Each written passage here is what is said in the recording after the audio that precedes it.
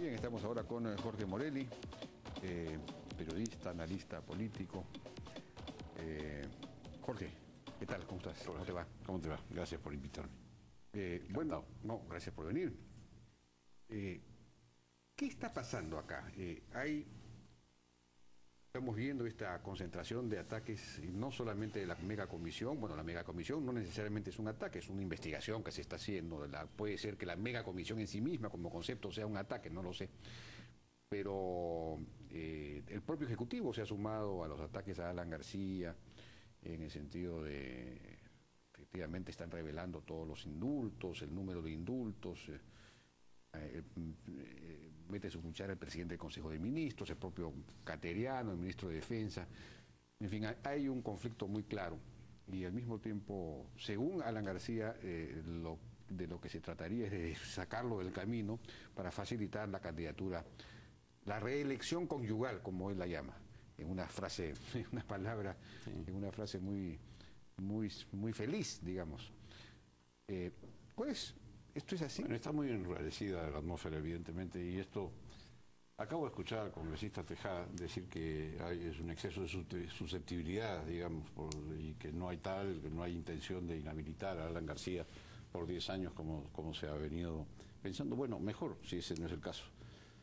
Pero sí, puede haber un exceso de susceptibilidad, pero en ese caso alcanza a muchas personas, porque hay comentarios hoy día, por ejemplo, de los periodistas numerosos. Para citar alguno, Víctor Robles, por ejemplo, escribe: nubes oscuras se ciernen sobre el futuro de nuestra democracia. Un plan autoritario amenaza con secuestrarla. Igual como ha sido secuestrado Venezuela, Bolivia, Argentina, Ecuador, se pretende imponer la reelección de la pareja presidencial. Eso es lo que estaría detrás de las supuestas intenciones de cortar la candidatura presidencial de Alan García. No es el único comentario. Pedro Tenorio señala que existe una operación para la postulación presidencial de Nadine Heredia y actitudes del oficialismo para inhabilitar a García. En fin, Víctor Andrés Ponce, Rafael Rey, José Barba se han pronunciado también más o menos en el mismo sentido. ¿Es un exceso de susceptibilidad? Veamos. Hoy día, yo diría, Jaime, en el contexto de la coyuntura de hoy, la noticia más importante es una declaración de Carmen Omonte. Carmen Omonte es la vocera de Perú Posible en el Congreso. El semi-aliado del gobierno. Así es, el aliado del gobierno de Toledo, del partido de Alejandro Toledo. ¿Qué ha dicho Carmen Omonte? Que su agrupación Perú Posible se opondrá férreamente a la posibilidad de que Nadine Heredia postule a la presidencia. Refirió que la posibilidad de promover un debate en el Congreso para cambiar la ley orgánica de elecciones que abre paso a esa postulación cambiaría radicalmente la relación entre Perú Posible y el oficialismo. O sea que existe la intención de cambiar la ley. Por lo menos en el entendido de Perú Posible. Ellos están poniendo el parche, diciendo ni lo intentes, porque si lo intentas se terminó nuestra alianza. Y es muy serio lo que acaba de denunciar Perú Posible, y viene a llover sobre mojado, porque es lo mismo que dijo Mario Vargas Llosa, el otro garante, el otro aliado del gobierno, algunos días atrás cuando se le preguntó sobre el particular, y respondió Nadine Heredia en el 2021, no en el 2016. En otras palabras... Eso podría haber roto la relación entre Mario Vargas Llosa y la pareja presidencial. Podría ocurrir, no sé, efectivamente, ¿no? Es una ironía muy grande la que hay envuelta en todo esto, porque pensaba yo esta mañana, Jaime, Mario Vargas Llosa dijo que Keiko Fujimori amenazaba la democracia en las elecciones del 2011, eso dijo, y creó a Ollanta Humala, es un personaje de su creación. Es como en una novela. Hoy la criatura cocina en la reelección conyugal. Provoca preguntar, ¿y ahora qué hacemos, Mario? ¿Verdad? Toledo apunta en la misma dirección.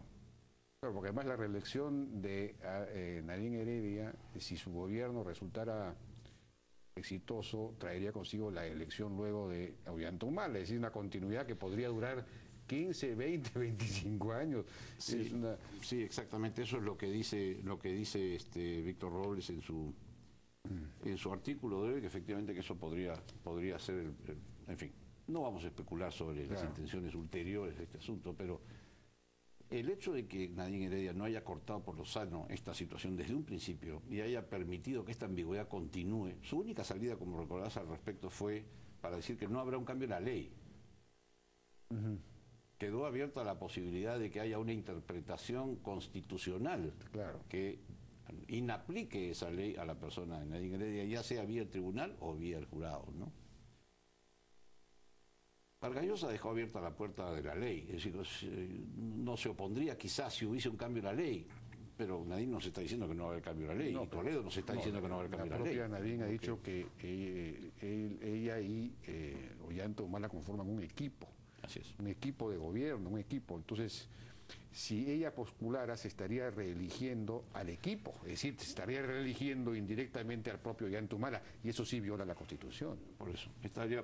Ante lo que estamos es ante una posible ruptura de las reglas pactadas de la democracia, ¿no? Ante una ruptura democrática, si es que ella insistiera en esto por una vía distinta de la de modificar la ley.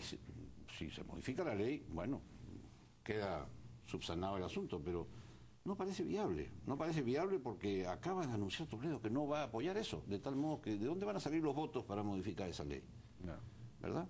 Entonces nos encontramos ante una situación en la cual yo creo que el gobierno, Ollanta Humala, no debería seguir permitiendo que esta ambigüedad prospere. Ahora, esto, digamos, inhabilitar a Alan García, salvo que se demostrara efectivamente después un acto de corrupción muy grande o algo de ese tipo, claro.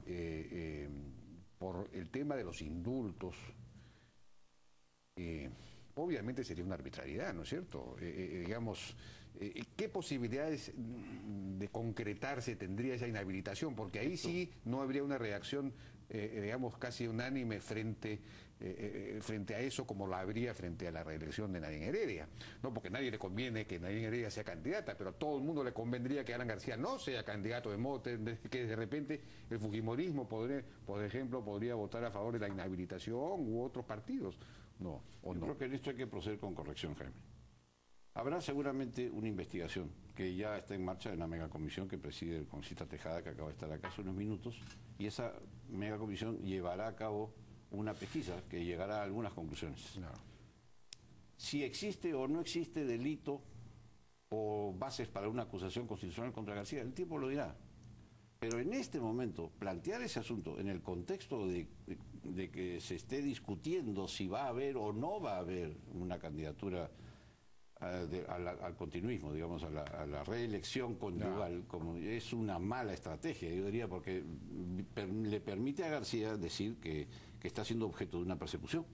Claro. Y para inhabilitarlo y para descalificar su candidatura, lo cual es muy dañino para el gobierno. Para beneficiar la, digamos, eventual candidatura de Nadine Heredia. Claro. Entonces él se convierte, de alguna manera, en el líder de la reacción contra la eventual postulación de Nadine Heredia, es decir, contra la reelección conyugal, es decir, contra el continuismo, la perpetuación en el poder. Ante la ambigüedad está en el derecho de ser suspicaz, igual que los periodistas. El gobierno lo está construyendo, le está poniendo en bandeja el 2016 a Alan García, eso es lo que está pasando.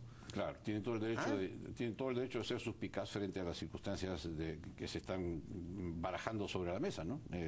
Ahora, se le ha pasado un poco la mano quizás a Alan García con sus argumentaciones, ¿no? Esto de acusar al gobierno de procurar el secretismo en las compras para esconder eventualmente corruptelas, o acusarlo de digamos, pretender regresar al servicio militar obligatorio. Cateriano ahí sí ha sido muy hábil, le ha respondido de que las dos cosas se hicieron durante su gobierno. Sí, sin duda. Pero sabes que a pesar de la gravedad de ambas temas, el hecho es que son temas secundarios en este instante respecto del principal, que es la cuestión de si va a haber o no va a haber una ruptura democrática en este caso, ¿no? Una ruptura de las reglas de la democracia, que no incluyen, por cierto, la reelección conyugal, pues, ¿no? En el espíritu de las cosas. Ahora, si la ley cambiara, bien, pero ¿cómo? no se ve cómo es que en el Congreso podría cambiar esa ley. Esto está de alguna manera mezclado con los otros dos temas vinculados a Fujimori. Hoy día es el 5 de abril. 5 de abril. ¿No? Y que fue obviamente una ruptura absoluta, ya no relativa, de las reglas democráticas. Y, así lo han dicho. Y está en discusión el tema del indulto. Hoy día hay un Twitter un poco, a mi juicio, excesivo de Kenji Fujimori, acusando prácticamente de cobardía al presidente Humala si es que, en fin, no decide nada en su viaje a China, respecto del indulto. Bueno, en cuanto a la declaración de Kenji, hay que poner énfasis no tanto en la cuestión de la supuesta cobardía, sino en la crueldad. Lo que dijo exactamente: sería cruel y cobarde lavarse las manos, ¿no? En relación con la falta de decisión relativa al indulto en favor de Alberto Fujimori. 5 de abril. Sería ocioso discutir, ¿no es cierto?, la ruptura constitucional que efectivamente existió. La pregunta es si más sustantivamente era una situación de excepción y a quién le toca calificarla, sobre todo, ¿no? Pero hay que hacer un poco de recuerdo, Jaime, respecto de las cosas. Y esta mañana estaba yo tratando de recordar esto y tratando de sintetizarlo en lo mínimo posible para poder explicarlo de una manera clara. Y quisiera reseñarlo así. ¿Cuál es la cronología del 5 de abril? Comienza cuando Fujimori llega al poder, en julio de 1990. Te voy a tomar nada más que 20 segundos. Y pide al Congreso facultades legales para normar en materia de terrorismo y de hiperinflación. Es decir, para enfrentar a estos dos flagelos que habían destruido ya prácticamente al Perú. El Congreso demoró un año en darle esas facultades. Se las dio solamente en julio del 91. Entre agosto del 91 y noviembre del 91, el gobierno de Fujimori emitió 117 decretos legislativos en materia antiterrorista y en materia económica para corregir este problema. En las siguientes semanas el Congreso derogó 36 de estos 117 decretos, los más importantes en materia de terrorismo. Y no contento con esto, en diciembre del 91 el Congreso aprobó la Ley de Control Parlamentario de los Actos del Presidente de la República. Esto era una ley inconstitucional, Jaime, y sometía al Poder Ejecutivo al Congreso. El presidente quedaba maniatado por el Congreso, incapaz de hacerle frente, de resolver los dos grandes problemas que el Perú tenía. En enero del 92, Fujimori observó la ley inconstitucional. El Congreso, sin embargo, insistió y la promulgó. El presidente entonces quedó maniatado por el Congreso. Entonces llegó, pocas semanas después, el 5 de abril, en que el gobierno disolvió el Congreso. Esta es la historia y conviene ponerla en perspectiva para tomar en cuenta todos los elementos que estaban involucrados en este asunto. Es un problema de equilibrio de poderes, siempre lo fue, lo sigue siendo. Es más, la prueba de que lo sigue siendo es que estamos discutiendo hoy día la cuestión de si estamos o no estamos nuevamente ante el peligro de una ruptura constitucional.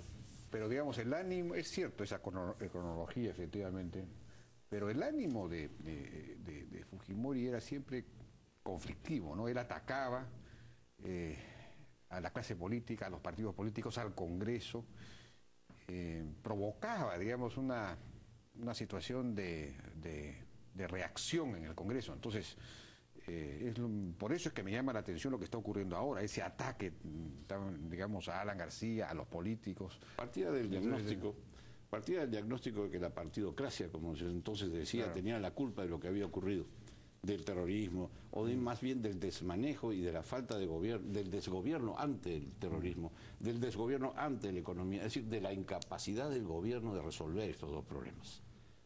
Fujimori le echaba la culpa a la partidocracia.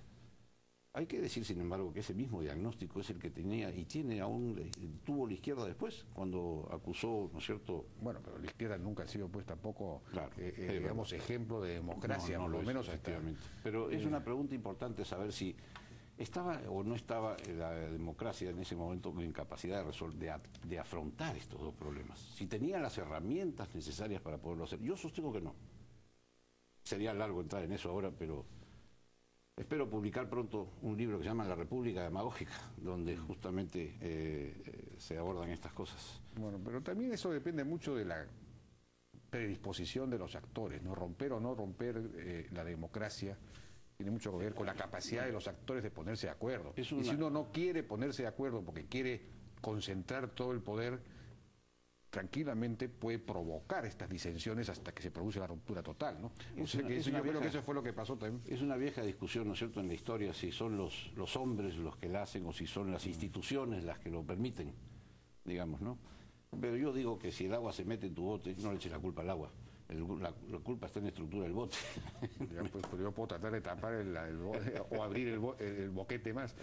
Bueno, Jorge, muchas gracias por tu participación en la hora. Fue Jorge Morelli, analista y periodista. Vamos a una pausa, regresamos ahora con Eugenio de Medina Lora, que acaba de publicar un libro muy interesante que se llama El Hilo Conductor. Regresamos con él.